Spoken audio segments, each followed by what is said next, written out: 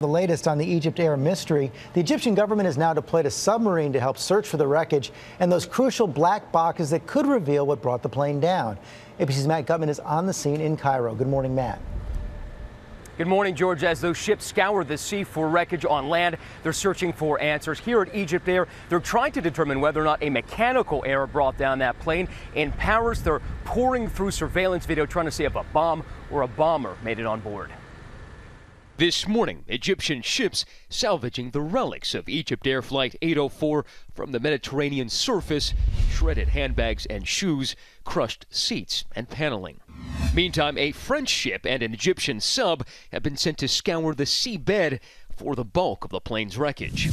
But ABC News has learned the search area is massive, over 5,000 square miles, about the size of the state of Connecticut. From above, the Pentagon says its P-3 planes have detected about 100 pieces of debris. We now know, after the pilot's upbeat goodnight to the tower last Thursday morning, thank you so much, good day, good night.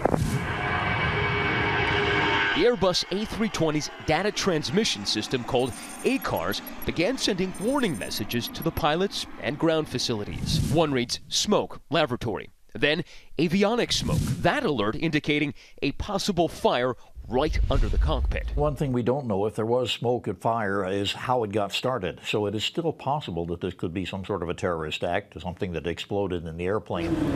At this mosque overnight, hundreds here in Cairo paying tribute to the lives lost.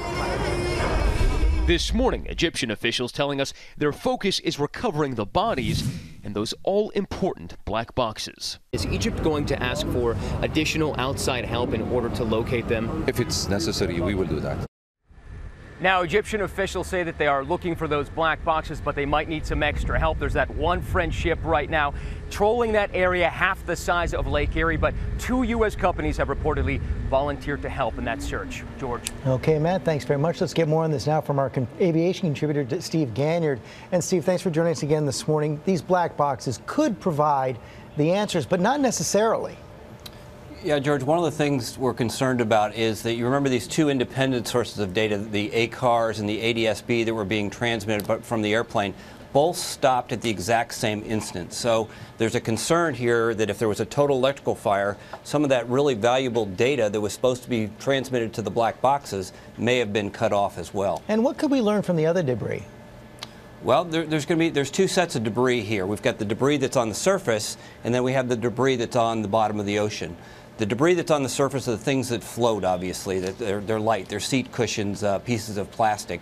The real clues, though, will be with the bulk of the airplane that might show how the metal was broken, whether there was an explosion, residue, these sorts of things. And, you know, the possibility of a terrorist attack, one set of concerns. But if this was a mechanical failure, you've got this A320, the Airbus 320, this plane that is flying all over the world. There is a real danger there.